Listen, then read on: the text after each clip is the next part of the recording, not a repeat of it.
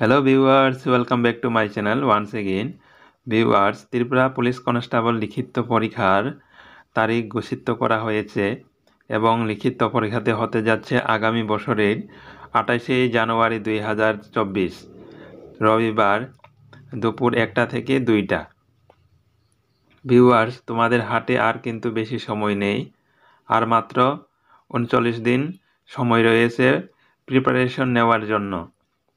তাই তোমরা সময় নষ্ট না করে ভালোভাবে প্রিপারেশন নেবে লিখিত পরীক্ষার জন্য, কেননা এই সুযোগ কিন্তু আবার তোমাদের জীবনে আবার নাও আসতে পারে। সেজন্য আমি বারবার বলছি, তোমরা ভালোভাবে লিখিত পরীক্ষার জন্য প্রিপারেশন করবে।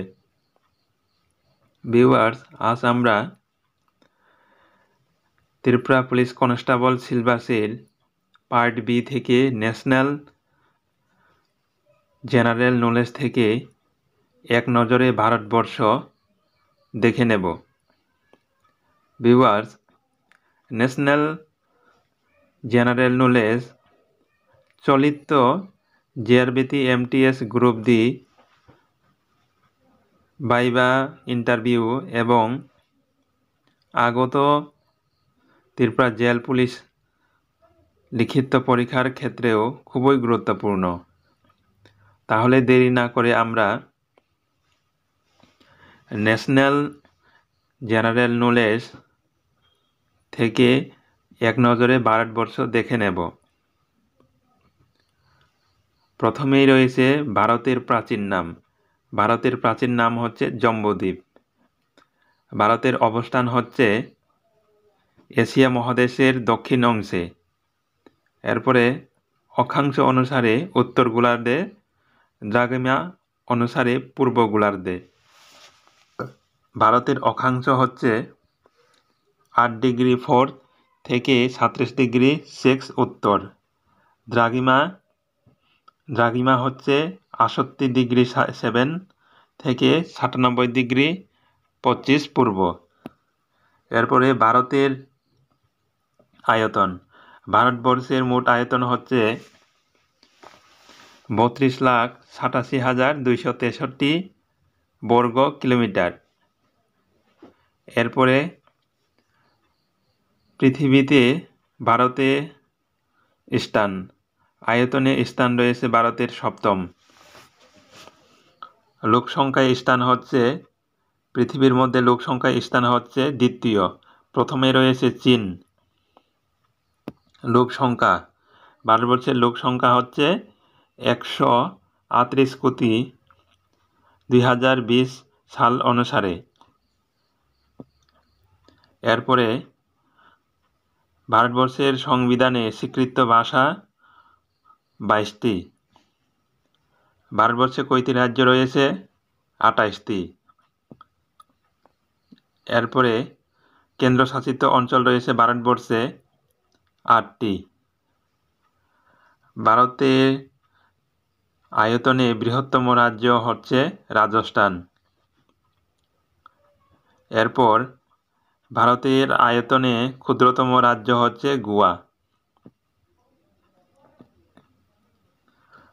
এরপর জনসংখ্যার ভিত্তিতে বৃহত্তম রাজ্য হচ্ছে উত্তরপ্রদেশ। জনসংখ্যার ভিত্তিতে ক্ষুদ্রতম রাজ্য হচ্ছে সিকিম। এরপরে ভারতবর্ষের জনঘনত্বের হার হচ্ছে 382 জন প্রতি বর্গ কিমিতে অ্যাজ পার 2011 সেন্সাস অনুসারে। এরপর সর্বাধিক জনঘনত্বযুক্ত রাষ্ট্র হচ্ছে বিহার। এরপরে সর্বনিম্ন জনঘনত্বযুক্ত রাজ্য হচ্ছে অরুণাচল প্রদেশ। ভারতবর্ষের শিক্ষার হার হচ্ছে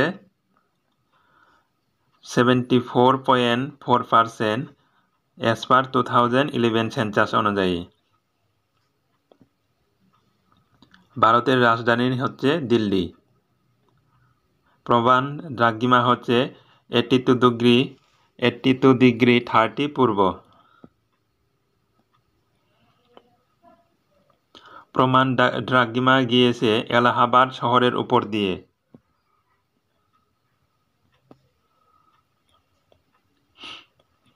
এরপরে কর্কটক্রান্তি রেখা গিয়েছে 4টি রাজ্যের মধ্যে দিয়ে। রাজস্থান, গুজরাট, কর্কটক্রান্তি রেখা গিয়েছে ভারতবর্ষের 8টি রাজ্যের মধ্যে দিয়ে। 8টি রাজ্যগুলি হল রাজস্থান, গুজরাট, মধ্যপ্রদেশ, ছত্তিশগড়, পশ্চিমবঙ্গ, ঝাড়খণ্ড, ত্রিপুরা, মিজোরাম। এরপরে ভারতের জাতীয় প্রতীক কোনটি? অশোক স্তম্ভ। এরপরে ভারতের জাতীয় গান হচ্ছে বন্দে মাতরম। ভারতের সঙ্গীত হচ্ছে জনগণ মন অধিনায়ক। এরপরে ভারতের জাতীয় পশু হচ্ছে বাঘ। এরপর জাতীয় ঐতিহ্যবাহী পশু হচ্ছে হাতি। ভারতের জাতীয় পাখি হচ্ছে ময়ূর। ভারতের জাতীয় সরীসৃপ হচ্ছে কিংকোবরা। ভারতের জাতীয় ফুল পদ্ম। ভারতের জাতীয় ফল হচ্ছে আম। ভারতের জাতীয় নদী হচ্ছে গঙ্গা। ভারতের জাতীয় জলজ প্রাণী হচ্ছে গাঙ্গেয় সূচক বা ডলফিন। ভারতের জাতীয় সবজি হচ্ছে কুমড়ো। এরপরে ভারতের জাতীয় বৃক্ষ হচ্ছে বট। জাতীয় নীতি বাক্য হচ্ছে সপ্তমেব জয়তে। প্রধান নদী হচ্ছে গঙ্গা। উচ্চতম শৃঙ্গ হচ্ছে গডউইন অস্টিন। কেতু, সংক্ষেপে কেতু বলা হয়। এরপর একমাত্র মরুভূমি হচ্ছে থর মরুভূমি। ভারতের প্রবেশদ্বার বলা হয় মুম্বাইকে। প্রতিবেশী দেশের সংখ্যা, ভারতবর্ষের প্রতিবেশী দেশের সংখ্যা কয়টি? 9টি। 9টি দেশের নামগুলো হচ্ছে বাংলাদেশ, ভুটান, নেপাল, চীন, মালদ্বীপ, মায়ানমার, শ্রীলঙ্কা, পাকিস্তান এবং আফগানিস্তান। ভাষার ভিত্তিতে গঠিত প্রথম রাজ্য হচ্ছে অন্ধ্রপ্রদেশ। ভারতের নবীনতম রাজ্য কোনটি? তেলেঙ্গানা। এরপরে ভারতের স্বাধীনতা দিবস পালন করা হয় কবে? 15 আগস্ট। প্রত্যেক বছরে 15 আগস্টে স্বাধীনতা দিবস পালন করা হয়। প্রজাতন্ত্র দিবস হচ্ছে 26শে জানুয়ারি।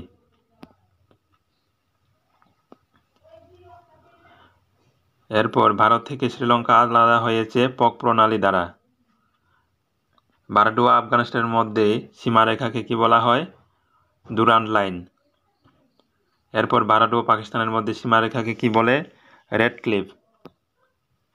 এরপর ভারত ও চীনের মধ্যে সীমারেখাকে কি বলা হয়? McMahon line. ভারতের সবচেয়ে বড় প্রতিবেশী দেশ কোনটি? চীন। এরপরে রয়েছে ভারতের সবচেয়ে ছোট প্রতিবেশী দেশ হচ্ছে কোনটি? মালদ্বীপ। এরপর ভারতের সবচেয়ে বেশি পরিসীমা রয়েছে কার সাথে? বাংলাদেশের সাথে। এরপরে ভারতের সবচেয়ে কম পরিসীমা রয়েছে আফগানিস্তানের সাথে। ভারতের প্রধান কৃষিজ ফসল কোনটি? ধান। ভারতবর্ষের সেক্স রেশিও পুরুষ ও স্ত্রী, স্ত্রী হচ্ছে 940-এর মধ্যে পুরুষ 1000, 2011 সাল অনুযায়ী। প্রাচীন সড়ক পথ হচ্ছে গ্র্যান্ড ট্যাঙ্ক রোড। এরপর ভারতের প্রথম সূর্য কোথায় দেখা যায়? অরুণাচল প্রদেশে। এরপরে ভারতের শেষ সূর্য দেখা যায় কোথায়? গুজরাট। ভিউয়ার্স, ভিডিওটি যদি আপনার হেল্পফুল বলে মনে হয় তাহলে ভিডিওটি লাইক, শেয়ার, কমেন্ট করবেন এবং চ্যানেলটি সাবস্ক্রাইব করতে ভুলবেন না। ধন্যবাদ সবাইকে।